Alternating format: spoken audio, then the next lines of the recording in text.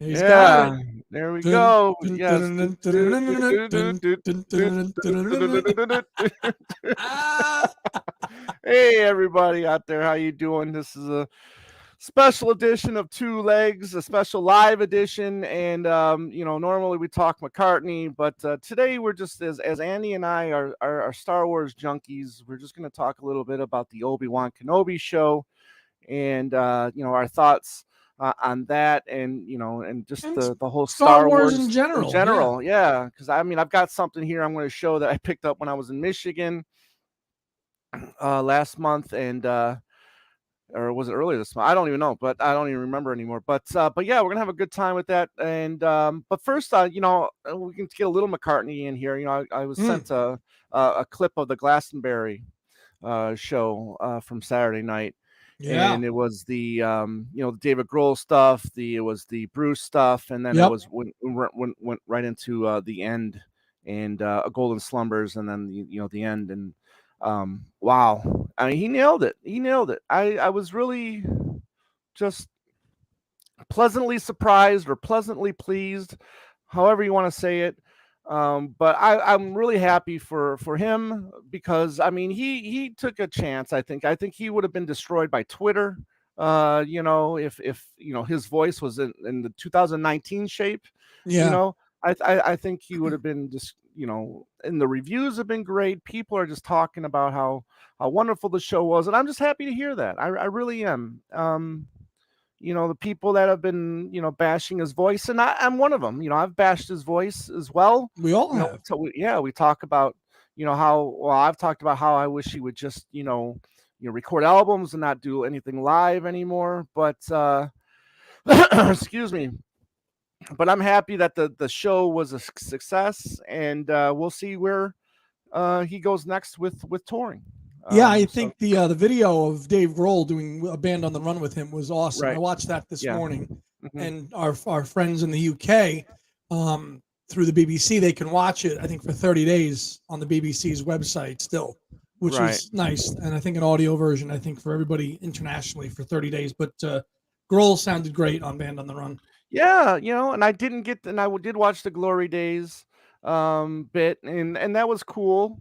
I kind of wish that Paul had sung a verse, in there, Yeah, kind of like they shared, I want to be your man a little bit, but yeah, how you doing, Bailey? But yeah, he smashed it. There's certainly a lot of talk about Paul in the UK at the moment. That's great. and that's a good thing because it had Yeah, been, as we talked the other night, 3 years since he was in his home country. So it was really nice to right. see everybody in the homeland rally behind him and support him because I know that in the UK he can be kind of he can be criticized a lot Oh yeah. over there. Oh yeah.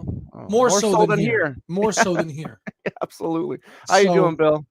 yeah, it was nice Um, to see a sort of homecoming, if you will. and again, when he started singing "Once There Was a Way" and how well he did it, I was just moved. I was Hmm. really moved, and uh, and again, I say that, I wish he would just record albums and not go live anymore. But when we hear how well he was singing that, you wish that he would continue. You know. Yeah, Yeah, yeah, there you go, Tim. He was supposed to have that European tour 2 years ago.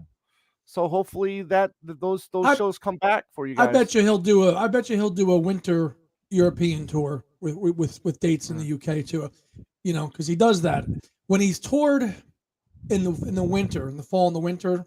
The last couple of years, it's been over there for the Hmm. most part. Now November and December, so maybe he'll do that again. We'll see. The Winter Rose tour.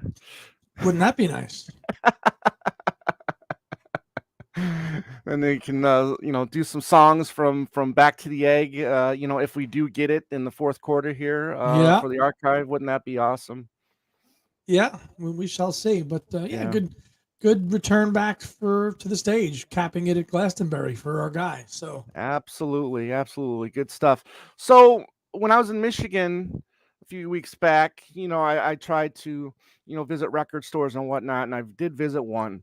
and I noticed something in the corner of my eye, and I went back and grabbed it, and now I'm trying to remember. I think I did have this particular one back in '99 or 2000 when it was released in the home video market, and that's this the Phantom Menace VHS box set. Okay, now Turn it. yeah. Oh, it's a V. Okay, so it's a The VHS. Yeah, it's a VHS, and I'll show you a little bit more here because it does have like a little little strip there of film. Okay. And a little booklet, and then the VHS. Now, the main reason why, and here's the VHS. Now I got this because if I remember correctly, Yoda is still the puppet in Correct. this. And this was before they changed it. They digitally. tweaked it and they made him digital. And thank Exactly. God they did that because the puppet was not a good puppet. Well, no, but in a way though, I kind of like it a little bit more than the digital stuff. But hopefully that is true. I mean, I still need to get a VHS player because I do want to watch that, and I do have the old school Star Wars box set. Oh yeah. Well, before George Lucas. Which one? Now, see, you've got a couple runs on VHS. Yeah. Here, you have the you have the 94 one, which just has the. Let me see it. I think that's the one. Yeah, this is 95. 95. See, there's that. So there's that set. But then, do you also have the first run on VHS with the original? Not anymore. Artwork? Not anymore. Not anymore. I did. Those are awesome because it's got the original artwork on the VHS covers. They sure the hell do. And and here's the That's the 95 ones. Now they in 97 you had the special editions, which is where they got tweaked the first time. Right, exactly. Yeah, and that's right, Tim. They had to go to digital with the fight with Dooku. But it's still cool to have the original. The originals, absolutely. I show that to younger people now, the VHS tapes, and half of them are like, "What's that?" Right. So that's the VHS. Yeah. Okay, the 2006. Yes, there you go. And that also had that was one disc was the cleaned the fixed one, and then the second disc was the original theatrical release, which is the 2006 DVD that Bill's talking about. I don't know if you have that, Tom. No. You have that as well. Because then here, let me grab this real quick. Where is it? There it is. Then when I did buy this, is that what on the Blu-ray right Oh, here. you got that. Yeah. Yeah. Now this is cool because of the special features, because how everybody talks shit about the holiday special from 78. When there's a scene where they show there's a special feature where they show Boba Fett's armor, okay, and it's kind of like rotates so you can get the whole feel of it and everything. And then one of the Easter eggs that is in there is the animated part of the holiday special that features Boba Fett, which is which is his first, Well, yeah, we'll talk about that DCB in a few, but yeah, so Obi-Wan, Yeah. I enjoy. I thought it was a little slow to begin with. Well, 1 second. I mean, what were you happy when it was announced? Once I knew Ewan McGregor was involved with it, I said, "Yeah, I'm in. Let's go." Right, because then there was talks it was going to be a film at first. That got squashed, and I think that was because of the backlash of the Han Solo solo film. I think maybe the brakes were put on feature film, and but this could have been a film because the solo film I didn't enjoy that. I didn't enjoy the solo film. Yeah, this in a way could have been a trilogy. Especially if they were going to do a second season, they can take a bunch of stuff and made this into a trilogy if they really wanted to. But yeah, in a way, I was kind of excited too because there's this, as we know, there's this 20-year gap. We want to see, there's a lot of stories to tell. You got the end of Revenge of the Sith, and then and nothing really. So what happens in between that and then? you've got comics out there. You've got and comics out there. There's comics, and there's so much. And I'm a Canon Star Wars fan, and I know that all these other offshoot series and stuff like that are all part of the canon now, like Rebels and and I haven't watched any of that stuff. I haven't watched any of the Clone Wars. I haven't watched any Rebels, Bad Batch, or anything like that. No. So I'm kind of thinking about checking that stuff out. But we'll see. We'll see. I mean, I was excited for this, and like you said, I mean, I was excited for Ewan McGregor coming back, which I think he did a fantastic job. Awesome. But let's talk a little bit about just first impressions. You said you did enjoy this for the most part. For the most part, thought it was it was 6 episodes, and I enjoyed it. I didn't watch every one. A couple of them I thought were a little slow, but I thought the really last 2 episodes were off the charts, awesome, like prequel strength, almost as good as any official movie. With what we saw and what we got and how it was directed and the cinematography, especially in episode 6 there. I could see them wanting to do a storyline for a new character, which is what they did here with Reva. See, and that's the thing is, it's like, okay, we know what happened because we have A New Hope, right? A lot of times they really want like some kind of redemption story. And if there was going to be no redemption story between Obi-Wan and Vader during these 20 years, right? Unless you created a new character that could have that story arc, and then there's your redemption story. But I mean, was it necessary though? I'll tell you what. I mean, I do like that opening scene where it's Order 66. The very first episode, the first scene, and it's Order 66, and then you see the kids training, or the younglings, whatever you want to call them, and then Order 66. They're all on Tatooine. Yeah, they're all on Tatooine. No, Order 66 is when they're on Coruscant still. It opens up with that, right? Yeah, opens up on Coruscant, and they're on, Order 66 takes place.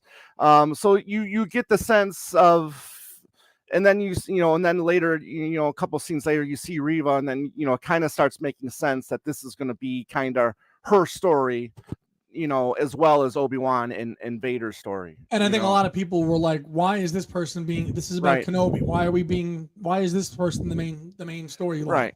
Yeah. And I agree with TCB here about the writers, and I'll get to that too, because I think some of it was poorly written. But yes, in the middle of the series, I thought it dipped a little bit with the writing. Right. But and then you see the fact that Obi-Wan is, a broken man. He's day to day. We're watching his, his routine. He's really not one with the Force at the moment. We learned that he's buried his lightsaber along with, I think, Anakin's lightsaber. Yep. And that's fine. This is what kind of the thing you want. I mean, this part builds a good story. You got a broken man who comes back, and but we'll get to that in a second. But it was also cool to see Jimmy Smith's return. Yes, as Bail Organa. And they did a little de-aging. They did a little de-aging here with him and Hayden a little bit. No, they didn't do any de-aging with. I disagree. They didn't do any de-aging with Hayden. But it was also cool seeing Alderaan because excuse me. I mean, that's one of the when first time you see Star Wars, you hear about this planet Alderaan. Right. You never see it. Never. And then now you're finally kind of seeing Alderaan for a bit, seeing what kind of a planet it is and the habitats there. But Obi-Wan's broken now, not using the Force that much. He's got his routine, as a butcher. Yeah, he's working. He's working on Tatooine. And then on his spare time, he's watching the kid.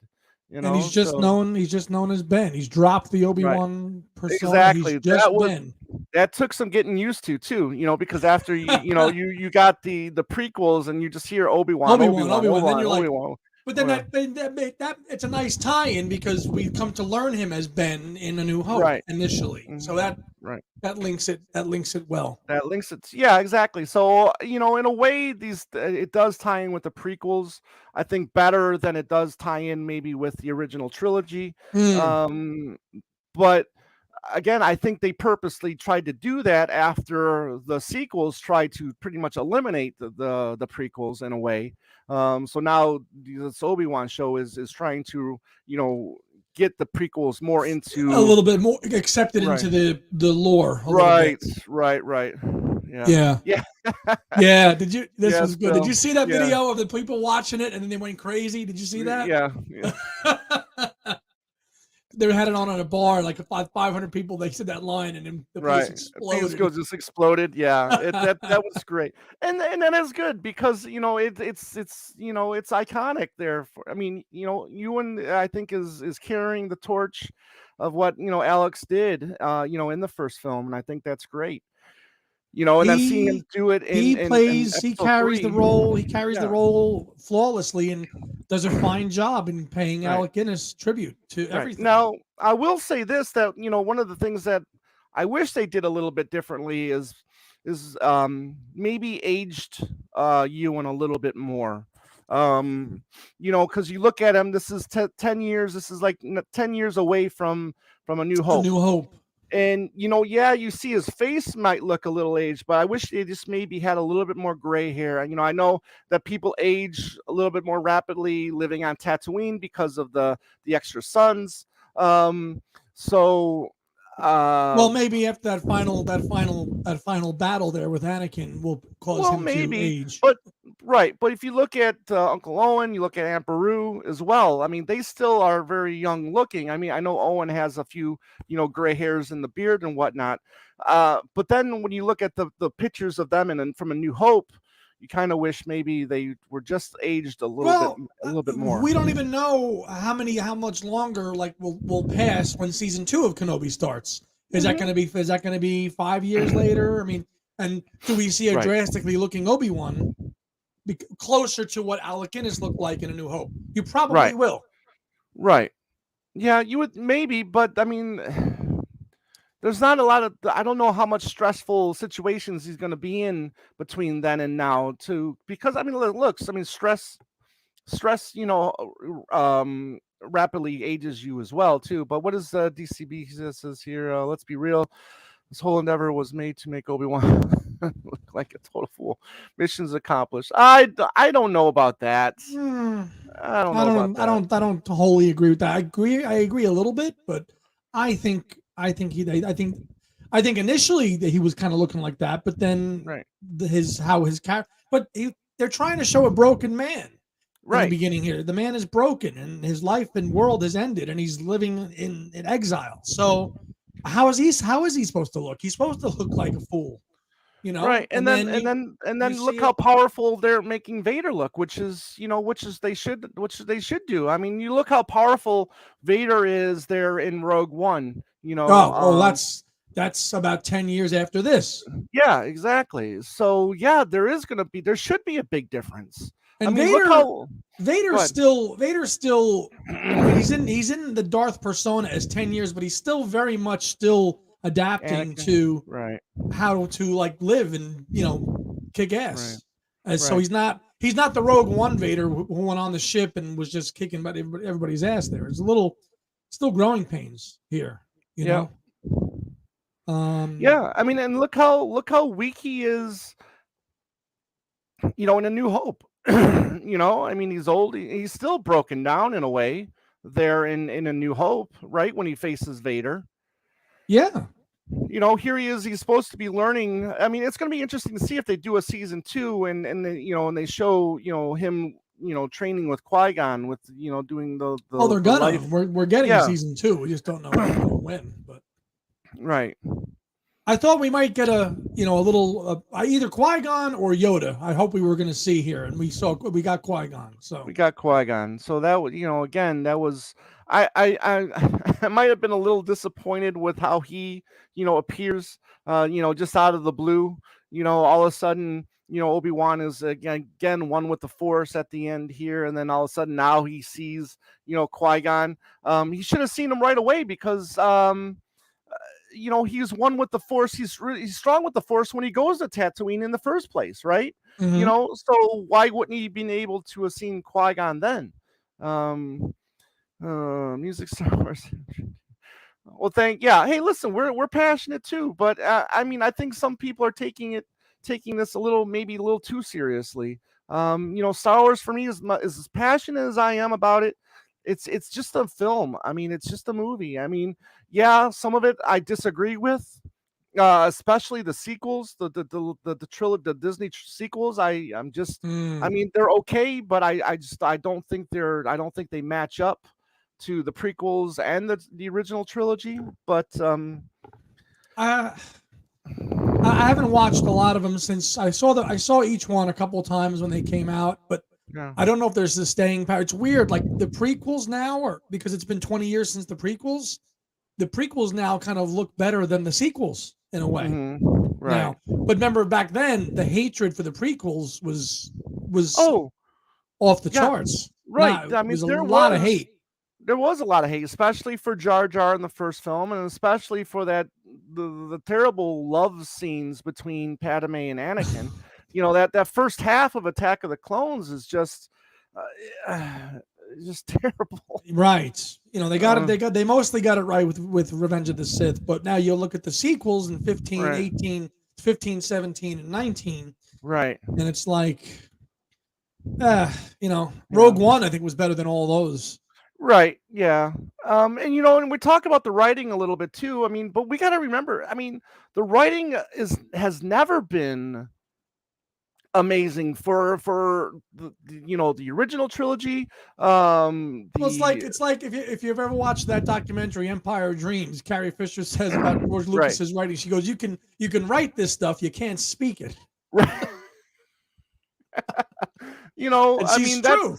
right. And I think Lucas got smart with episodes 2 and 3, okay, where he gets a co-writer with him for those films. And then I think the big mistake he makes in the prequels is writing it all himself. Yeah. And I think that's where a lot of the weak writing and dialogue comes from. Yeah, he knows these characters inside and out. I mean, he created these characters, but he really needed help um, with um, with Does anybody writing. out there know? And I've having this conversation with other Star Wars friends.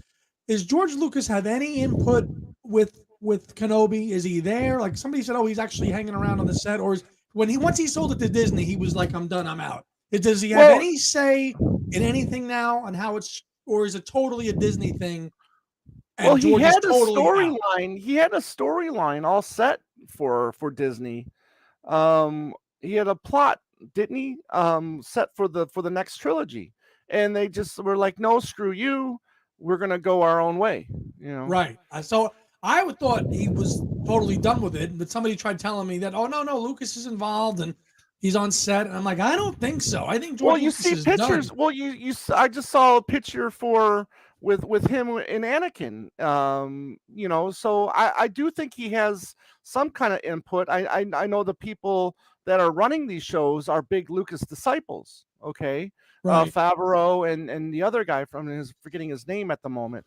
But these guys, there you go. Yeah. Yeah. So I think he's got some. I mean, plus it's Lucasfilms that are making these. Disney's not really making. Disney is giving them the money to make these. Okay, maybe they'll give some input. Okay, and then but it's Lucasfilms Yeah. that is making Producing it. these, right? Right. So yeah, you would have to think he'd have to be involved somewhat still. Right. It's his company. Yeah, I like what Brad. How you doing, Darren? I like what Brad said. Yeah. That's still debatable, my I think friend. Still debatable. out of all Yeah. three sequels, I think The Force Awakens was the best of the Yeah. three. I think. Right. Yeah. Filoni. Thank you very much, DCB. Filoni. He's the other guy that's running shows as well and coming up with stories and stuff like that. So, but yeah, he's a big Lucas protege as well, or disciple, however you want to say it. Hmm. So, so yeah, I think they are in a way involving involving Lucas in some of the storytelling. And like I said, again, these are his characters. I mean, a lot of these characters he created. It's So interesting. why not go with him? Yeah, why not? Why not go with him? Go with him. Force Awakens was a good start, and then Mm. The Last Jedi and that damn casino scene. Like, come on Oh with yeah, that. yeah. That was not necessary. That was brutal. And then having Palpatine come back, I think, just weakens what Return of the Jedi is. How do you do that? I am all of the Sith. I am all the Jedi. Like, that was great, but how the hell? Like, having her as Palpatine's granddaughter. Come on, man! I gotta go with it Joe wasn't. on that. It wasn't really well thought out. That ruins the entire thing of what Star Wars is supposed to be, with Anakin and the Chosen One and killing the Emperor at the end of Return of the Jedi. Right. That's supposed to be. Oh no, he lived and comes back and mysteriously somewhere between that gets married, has a kid, and has a granddaughter. Like that. Mm-hmm. That's the part of the plot that just doesn't resonate well. Right. I agree. Let's talk more a little bit about the show, about things I want, things that I liked. In episode 2, I thought was a decent episode as well, and I really liked it. I thought it was cool when Obi-Wan is walking around and he runs into one of the Order 66 clones, and he's a bum. He's got a big full beard and he's asking for money, and I'm the name of the actor, because he's Boba Fett, as well in the Boba Fett series. So it was cool that he had a good little cameo in there as well. Yeah, Brad, I agree. Yeah. 2 was the episode when he was on that planet Dayu, and Reva tracks him out to Dayu, and you see the Flea character there, and then also Reva, with the Grand Inquisitor, and her, stabbing him, and then all of a sudden you think he's dead, but then we learn that these people, apparently lightsaber stabs are you can survive them now. You can survive them now, and I'm sure Qui-Gon is probably pissed about this now. Qui-Gon has one little gut jab in the Phantom Menace and he's gone. And now people get multiple lightsaber stab wounds, and we just tie a knot around it and we're good. Right, we're good. Got it. Some people can survive 2 lightsabers to the gut,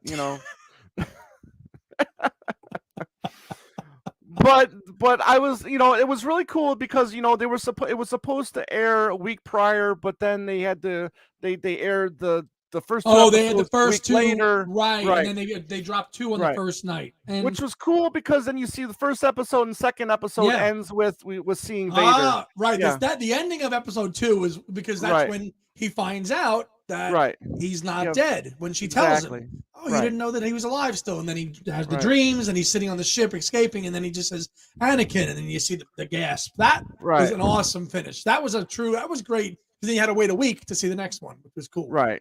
Exactly. So I thought that was kind of cool. I dug the way episode 3 started with Vader coming out of the tank. But go ahead. I was just reading. Apparently, the Bacta Tank. Who knew that we'd see so much Bacta Tank in all these other shows after just seeing Luke in Empire Strikes Back? Now everybody's in a Bacta Tank. Yeah. Boba Fett spends half the series in one. Right.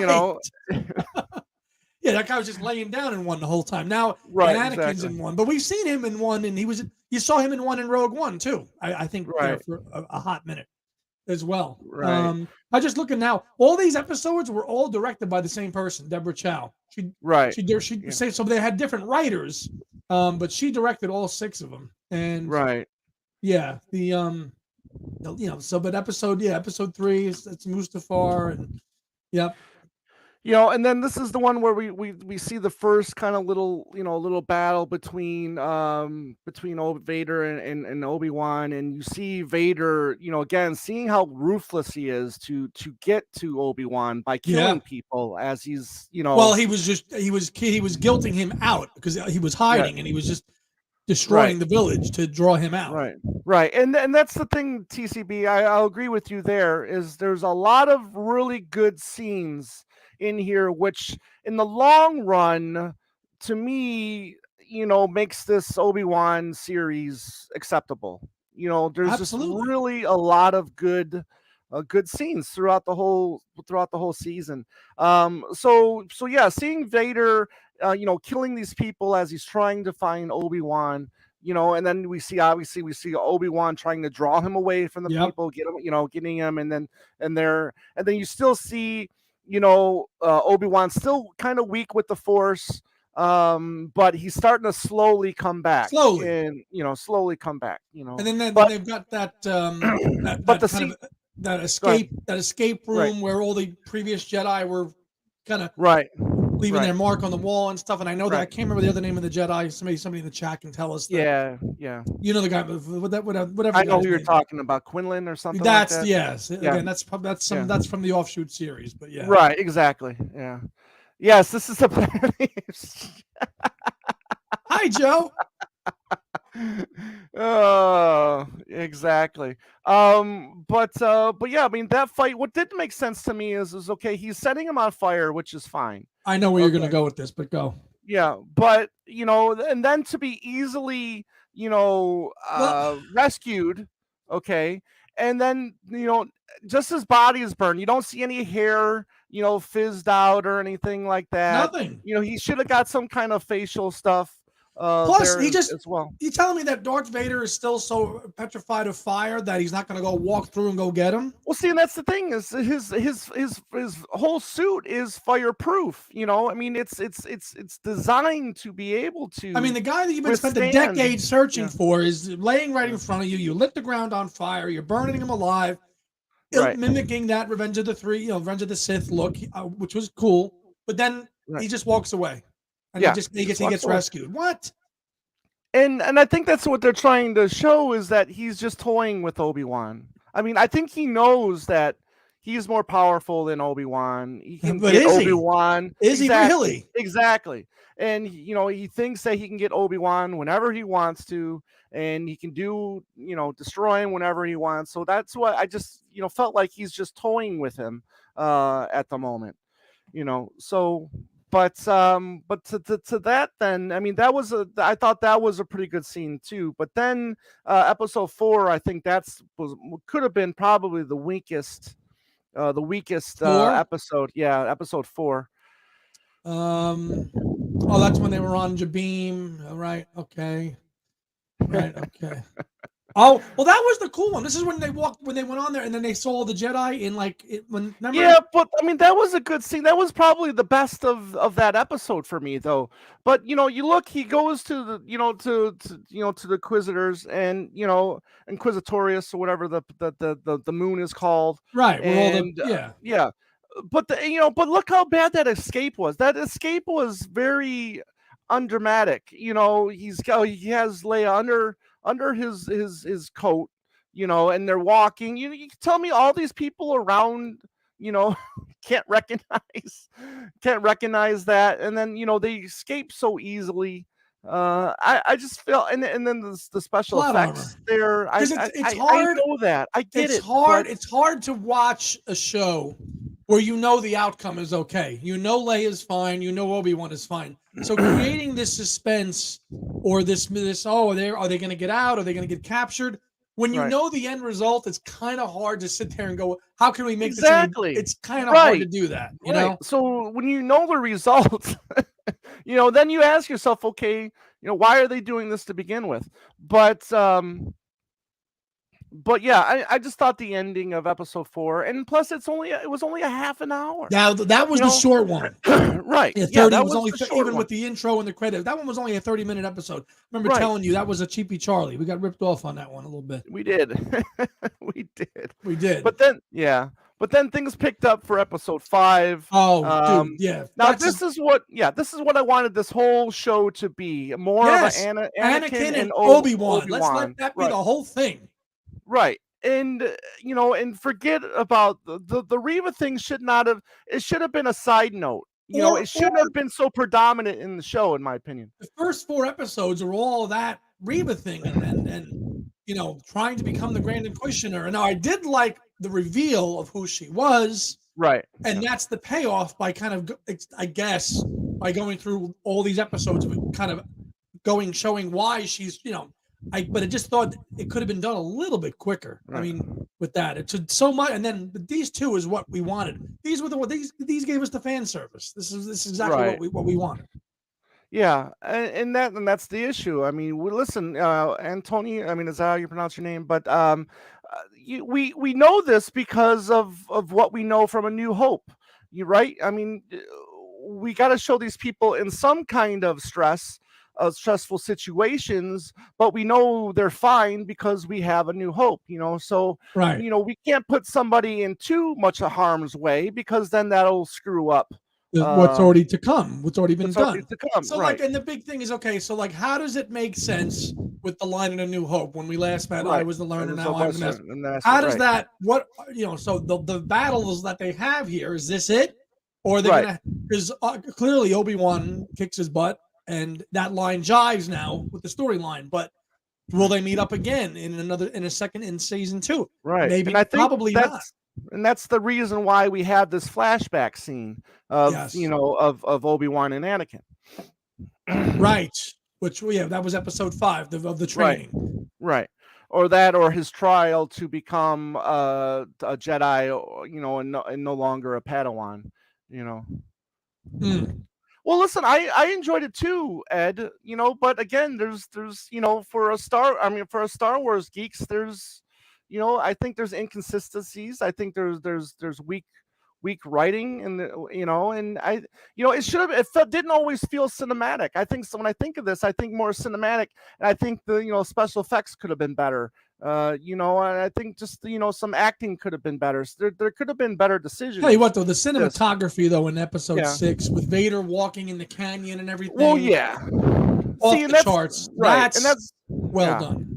Yeah, I agree. Yeah, and I think Rogue One was an exciting run. Yeah, we knew how it was going to end, but again, I think that's somebody, you have somebody who did his homework, is a passionate fan of Star Wars, and I think he did right by the series. And I know Rogue One has its enemies as well, but I think for the most part, I think Rogue One is a great series, and I can't wait for this series that the start again in I think it's August. This kind of like prequel to Rogue One starts on Disney Plus. What's that going to be called, partner? I'm forgetting. I forgot to write the name of the show down. Please tell us in the comments what that show is going to be called in August. But I did not think that we were going to get such a feature of Leia as a young kid in this show. And right now, that's the other thing that I had down that I didn't really care too much about was I thought it was too much Leia. No, that's not the name of the show though, but but I what, I had no clue. I had when I thinking of this show before it starts, I'm going Andor. Thank you very much. Yes, that's the name of the show. And that looks like it's going to be good. If you haven't seen the trailer for that, Andy, check it out. I have not yet. Yes, check it out. I think it's going to be great. What's the timeline there? Obviously before Rogue One. I mean, it's one of the main characters from the main lead from Rogue One, the Diago character. I think that's his real name. And it's kind of like his backstory in a way. So. Yeah, Leia, a lot of Leia in this. A lot of Leia, which I was not expecting. I was not expecting at all. No way. So some goofy scenes, with her when she's, in the first episode where she's trying to escape from Flea and his gang. I just thought that was kind of silly. But again, though, if you ever tried to chase a 10-year-old, you'll know it's not always that easy. As silly as that episode, as silly as that scene looked, it's not always that easy to catch a 10-year-old. No, and even though she might have been on screen a little bit too much for some people, they did the character justice. Her mannerisms, how she carries herself, is all what ended up being, Princess Leia as Carrie Fisher. So her demeanor, her diet, it was all done very well. It was a lot of it. And you got a healthy dose of Obi-Wan telling her how much he reminded reminded her of of Padme and Well, that scene at and the end when Anakin, he tells her about her parents right. was well, that I loved. You Yeah, know, and I think she was 8 while this was the stuff was being filmed, so not too far off of 10. no, she You didn't look know, like 10 to me, right? but I get it. Yeah. You know, Go ahead. I don't know. You got it. You remember that cartoon, that comic strip Spy versus Spy? No, Okay, well, I'm surprised, but I mean, some of the older people in the watching. what is it? Right, it's a spy versus spy. It's one person versus the other, and they're always attacking each other. And the one that always thinks he has the upper hand ends up escaping, and vice versa. And Mhm. I kind of felt like, in a way, this was that. Vader kind of gets the upper hand, but then Obi-Wan escapes. Obi-Wan kind of has the upper hand, but then Vader gets away. I mean, Yeah, it's kind of like that. And here he is again. Obi-Wan has a second chance to destroy. You have a spy for spy t-shirt. Very cool, Brad. Obi-Wan has a chance to destroy. And let's talk about this final lightsaber oh duel. yeah, This was supposed to be the be all to end all, lightsaber. Duels. I mean, this was the duel we all wanted. this was it. This was supposed to be it. Yeah, exactly. But very cool. You're on a kind of like a little, rocky planet, Yep. or moon, if you will. And the scene is setting is great. I love that it's dark. I love, kind of reminiscent of the was it the Anakin versus Dooku? Doku. Was Dooku, and it was kind of dark, and they're Yep. twirling the lightsabers a little bit. But yeah, you guys are we're live right now. Oh, cool. Thank you. Thanks for watching that. We had a lot of fun with that one.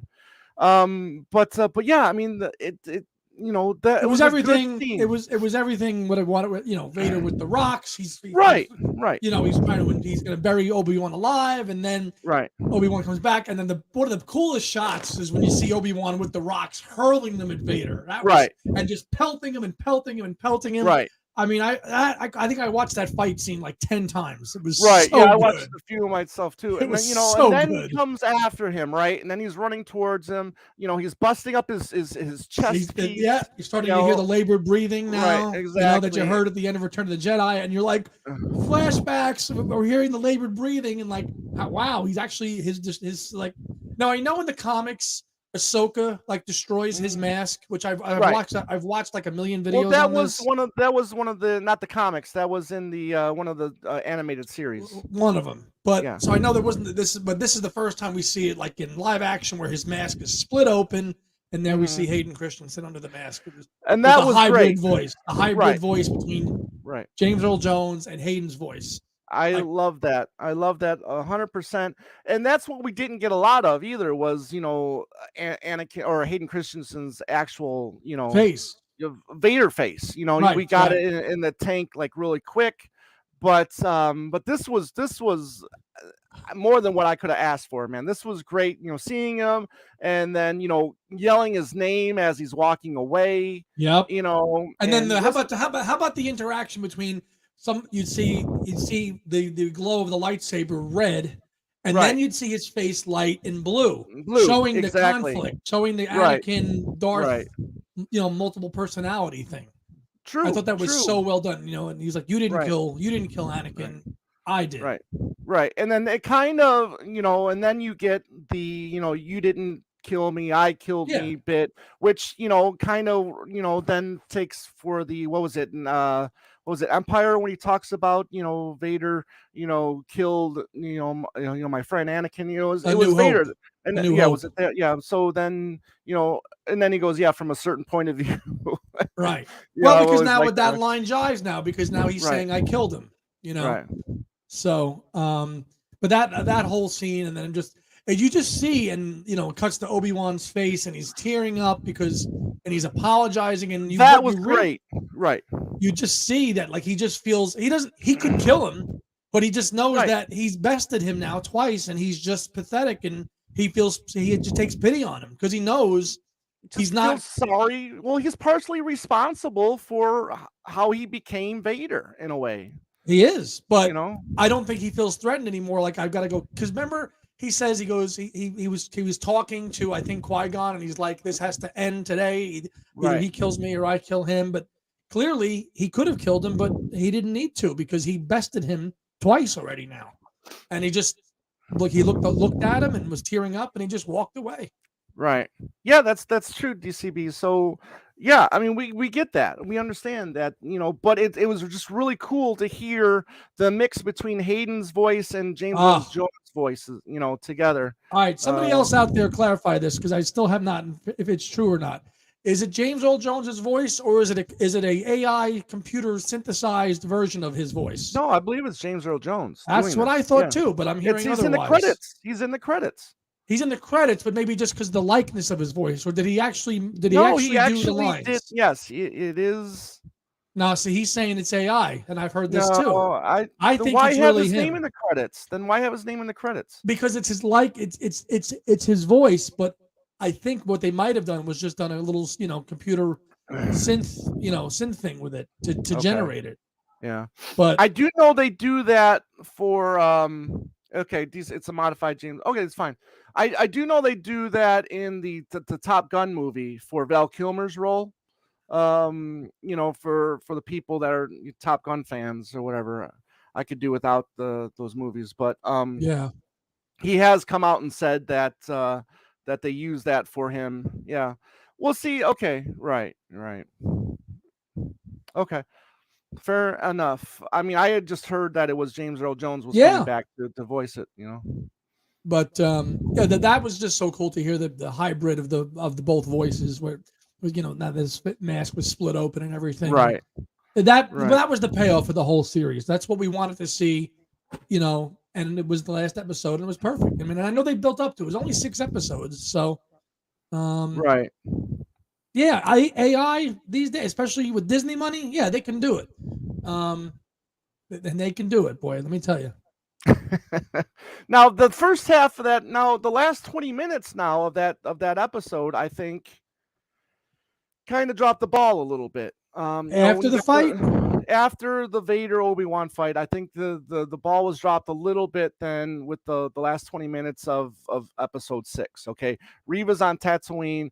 She's attacking she's trying to. Yeah, she's the looking for Lars Luke. home. Yeah, Yeah, she she's wants looking Luke. for Luke. And I just thought that it wasn't executed well myself. Here she is, trying to kill Luke as she catches up to him. Can't do it, and then all of a sudden now her story is in full circle, which I thought the story should have ended when Vader stabbed her and after, and that was another great scene too. Just seeing Vader toy with her, with the Force. with the Force. He didn't even take the lightsaber out. He was like, he didn't. You're out. Yeah, you're done. Exactly. And that was pretty cool too. I like that. And and the fact that he was toying with her, and he knew that she was a youngling all along anyway. Right, exactly. So yeah, there's talks with she was able to survive the second time around because of the fact that she had like the robotics inside of her, kind of like the street gang in Boba Fett kind of had. okay. You know what I mean? So that's why she was able to survive. I mean, I'm just saying that this is, because I watch a lot of videos on all this stuff. Oh, yeah. People have you ever watch theories the channel, the Star Wars Theory? That guy. Oh yeah. That guy's an awesome channel. He does great breakdowns. Yeah, exactly. It really did sound like James Earl Jones. I guess that's just, I mean, if technology has come that far to where you can take someone's voice and duplicate it like that. Well, ask Peter Jackson. He would. He says they got the computer to recognize when John was speaking and when Paul was speaking. So I'm sure it can be done. We never got clarification on whether he actually did it or not. But I mean, he is 90 years old now. Okay. He's up there. Yeah, in a way too. Yeah, Ed, to go into that a little bit. About the burnout. Is there too much Star Wars? Not as much as Marvel. See, I don't know. Are you a Marvel guy? I was for a while. See, I mean, it's kind of, I'm kind of burnt out on that as well. It's too much. It's too much content too quick. Now, if somebody tried to get me into Marvel this year, I watched like half the movies. You know, Star Wars is kind of going because there's so much offshoot series that people that I know, you know, they view the movies that you and I love, like they view like the cartoons and the other stuff like that. That's on the same level as the movies to them. All like the Rebels and the Clone Wars and all these other shows, they take that as seriously as you and I take the classic films, which I can't. I'm not there with that yet. But. Yeah, and see, and that was the great thing about growing up with Star Wars too. I mean, the first time I saw Star Wars was I saw it in the drive-in 1979, and that was the first time I got to see Star Wars. And then, however, I was not already was not called a New Hope. Then, I don't think it was New Hope yet, just yet. But I was already aware of it. I knew Star Wars because, and then the year prior, watching the holiday special on TV, so I already was well aware of Star Wars and all of that stuff. But then waiting a year for Empire, and then as you're a little older, then you're waiting 3 years for Return of the Jedi, and that's all we had, we that's it, was it. So the anticipation, and the payoff. And the payoff, well, see, and that's the thing is, as a 10-year-old, I didn't mind the Ewoks so much at 10. No. You know what I mean? As I got older and older, they were a little bit more annoying every time I would watch Return of the Jedi. But, as a 10-year-old, are you kidding me? That was great. Yeah. That was great. Yeah, well, that's cool, Brad. I mean, you're a little older than I. I was -5, but that's okay. Yeah. So you got to discover Star Wars on VHS then, or DVD or whatever. VHS. VHS. I remember taking a VHS tape, setting it to EP mode on my VCR, and so you could get 6 hours, and recording all 3 films when they showed them on TV once a year back then, or whatever. Right. It was a big night. I remember my dad would say, "Hey, Star Wars is on Channel 2 tonight. Right. You want to tape it?" "Yeah, Dad. Let's tape it to make sure that I have it." Right. Yeah, and I never bothered with the droids or Ewoks. I never, those did nothing for me. So what do you got there? Empire Strikes Back soundtrack. Played this nice. morning. Yep. Yeah. So well. The best movie of them all. I mean, let's that's hands down. I mean, how they haven't been able to recapture the magic of Empire is, You see that, and when you look at Empire and you compare it to A New Hope, but like A New Hope is like so cartoonish in a way because, I mean, now you know who Vader is, but like there's no, it just doesn't. It's so out of place. It's a good movie, but it's so standalone. Like now, and what else is left now? Like Vader, like what can we go with in season 2 of Kenobi? Is Vader going to find out that he has kids? Or at least Luke, because he doesn't find out that he has a sister until Return of the Jedi when he tells Luke, when they have that, you have a twin sister. Does he find out that he has a son? Because at some point that would be a pretty cool reveal to see in season 2 of Kenobi if he actually knows that he has, a son still, because he has to find out sooner or later. Right, but there's comics that he finds out. In the comic books, there's a Darth Vader comic series where he hires Boba Fett, and Black Costan's. I forgot that character's name that appeared in Boba Fett, the evil Wookiee. But yeah, he hires them, and then he finds out that he has a son before, and I think it takes place before either Star Wars or Empire. It takes place before Star Wars. Because any connection that he has to Luke in the first one is when they're having the battle, he just says, "Oh, the Force is strong with this one." Right. There's no mention of like, "Oh, well, it's my son." I mean, in A New Hope, it's just about the rebels and the plans and blah blah blah, and there's nothing about anything because that all happened later. So it's going to be interesting to see if they kind of. I think that would be an awesome reveal to see to realize that he has a son. Right. And just to show where they could go with that storyline wise. Yeah, Jar Jar over Reva. I actually agree with that. I agree with that. He wins the internet for the day. I love that comment. Yes. Now I forgot what I was gonna say. Thank you, buddy. The sun Oh, see, aspect. no, yeah, I remember. No, yeah. See, the thing is, though, then too, if you're one of those that grew up with Star Wars, but then didn't read any of these comics that are now technically canon, you're not going to know any of this stuff. Yeah, and then, You know, yeah, and I know it's all canon, but I haven't read the comics, and I right? love the passion that the younger people have for all these other series, and I've tried to learn from many of them to see how it all connects, and there's a lot of fans out there that are fans of Ahsoka, like huge people like love, Oh yeah, and then this is going to be a good series too. She's getting her own show. Yeah, see, and I'm kind of looking forward to that too because I think we might see Vader in there. I Right. think we could see Luke maybe at some Yeah, because he point. trains her, right? Right. So yeah, exactly. No, he doesn't train her. He No, she's doesn't. already she was Anakin's Padawan. Oh, okay, Anakin. Yeah, right. Yeah. Anakin trained her. Right. Right. Okay. So I mean that there's still a lot of possibilities to show in these series, which I think are a good way, but I still don't take these series as serious as I took the original trilogy, No. or even the prequels, Yeah. No, Yeah. it's the six. It's this for us. It's the six films, and then Rogue One, and this kind of Yeah. the Rogue Right. this series and Rogue One and the six films, not counting the sequels, to me, that's the main juice of Yeah. what Star Wars is. I think for me. Yeah, I kind of agree with you. I don't think I don't think we will see Reva again, and hopefully she doesn't get her own show. In my opinion. So, Well, but she yeah, was the co-star of this show, so this was it. I know. Hopefully that's it. But listen. I dug both seasons of The Mandalorian. I think season 3, I think is gonna go gonna go well. Yeah. As well. Better I than mean, Boba Fett. That was not good. Boba Fett was.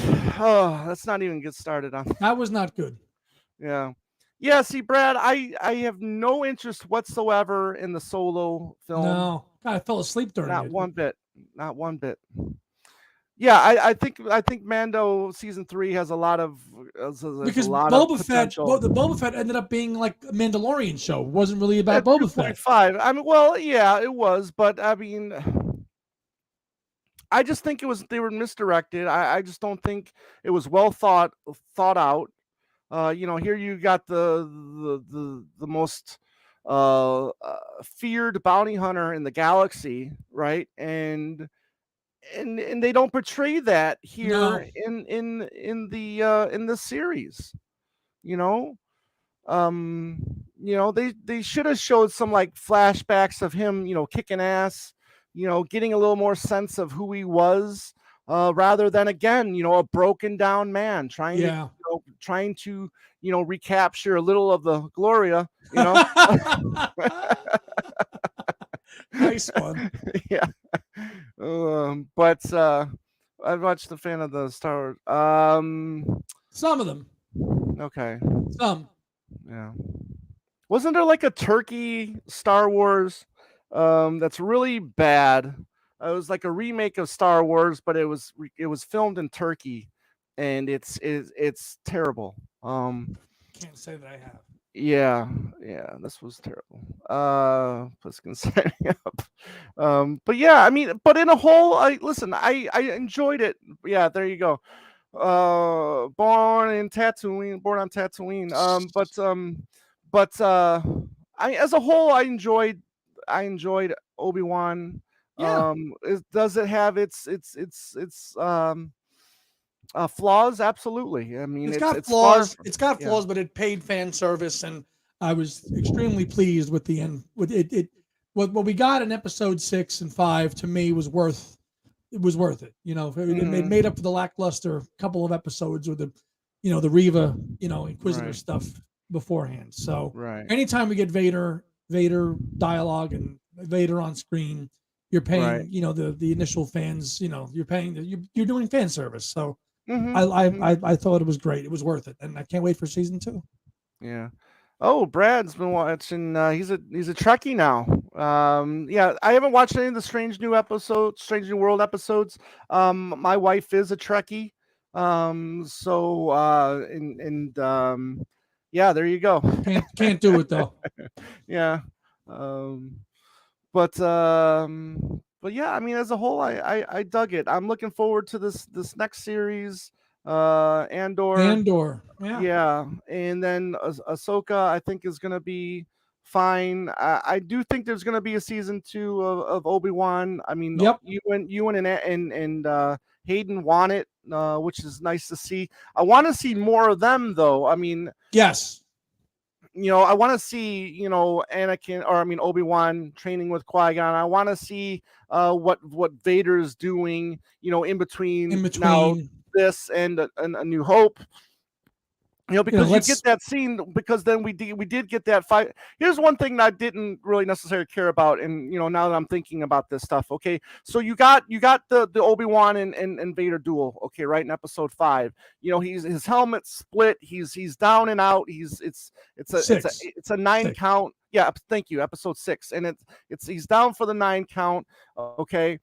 I wanted to see him being shown, going back to Mustafar, getting a new helmet on. Right. Like, what's the like, after effect of, like, right, how does Darth Vader exactly. then Right. get back? Like, how does it, Right. like, what's his day-to-day life Right. like? And instead of just going back on the throne, and then you get the shot of him and the Emperor, having their little discussion. I thought that could have been a little bit better as well. I mean, yeah, it's cool to see the Emperor, being portrayed again by Ian McDermott.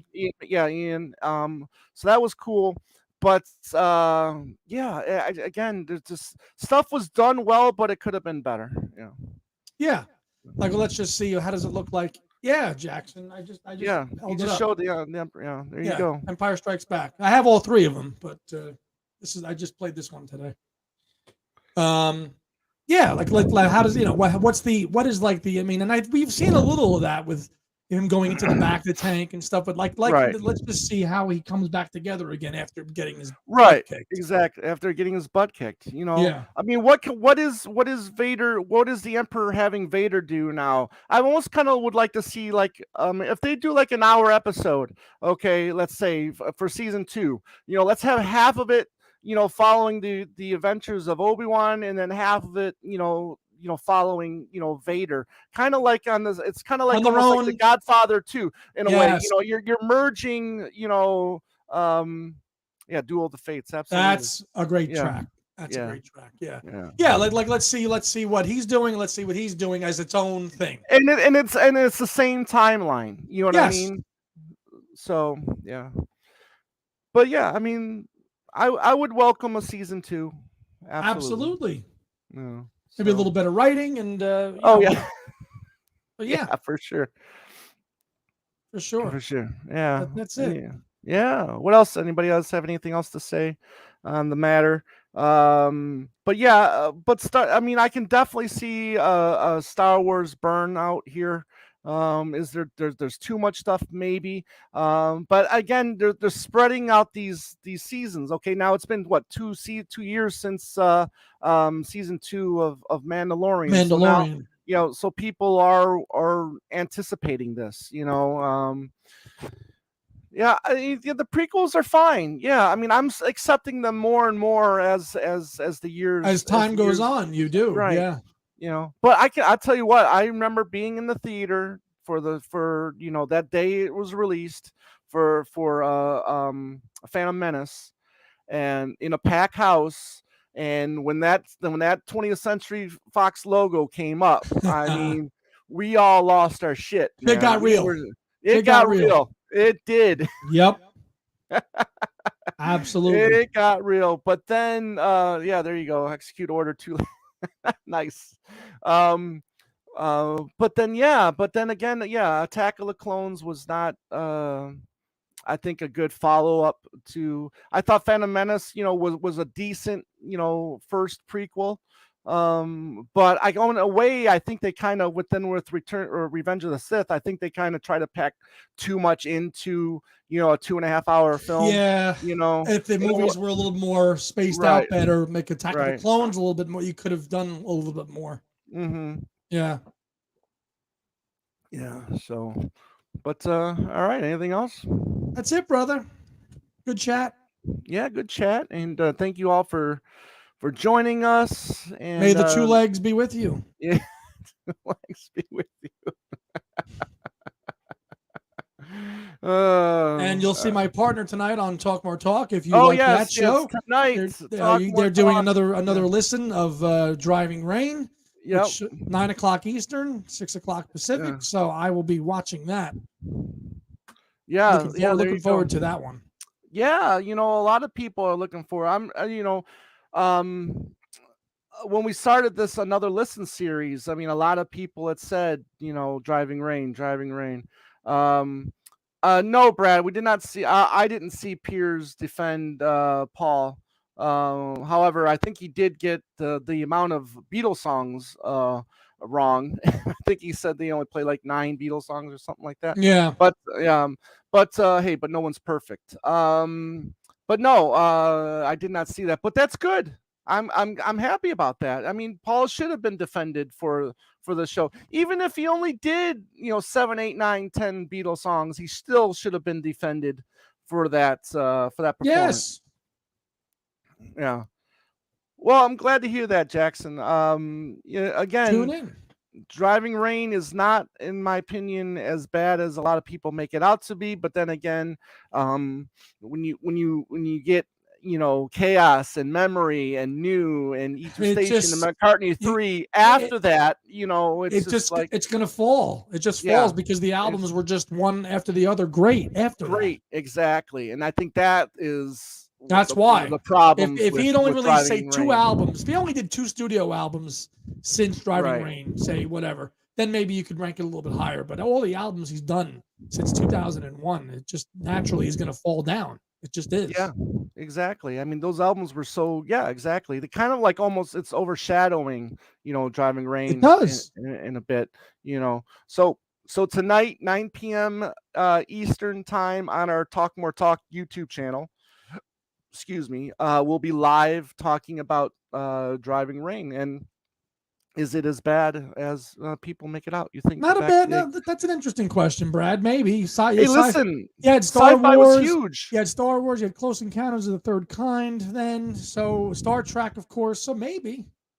Was Star Trek 79 or 80? The first one. I think that was 79. I think 79. Yeah. You had Black Hole. Then could have been Black Hole. I mean, listen, you had a lot of sci-fi was huge back then. So yeah, exactly.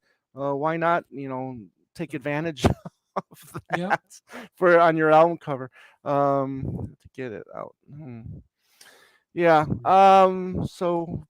Tonight, 9 p.m. Eastern time on the Talk More Talk YouTube channel, we'll be live talking about Driving Rain. So there you go. We started with McPaul, we ended with Paul, and then we had a little Star Wars geeking out in the middle. Geeking out in the middle. So there you go. So we can't say that we didn't talk about Paul in this little live stream. So Andy, you got you got big plans for the day? You just gonna chill out the rest of the day then? Chilling out and watching Talk More Talk. That's it. Relaxing. Excellent. I think I'm gonna do the same. I'll be typing in my comments, and I'm coming for you, Joe Mayo. Look out. We'll see what he because he did his own little video, because Joe's been calling Driving Rain Thriving Pain for decades now, and we're going to be seeing if he's going to continue that tonight. Stars and Paul equal blessed happy childhood. Yeah, absolutely. Yeah, absolutely. So it was like someone mentioned Empire as the Abbey Road of Beatles. Like if you were to do that here, like I would say like A New Hope would be like the Please Please Me, right? Yep. And then Empire is Abbey Road, and then Return of the Jedi is almost kind of like Let It Be in a way. Yes. Yes, it is. You know, Good. That's a good analogy. Yeah, that was me. All right, cool, everybody. Thank you for popping in, and we will see you soon. Don't forget to check out my wife and I. We did our record store day video.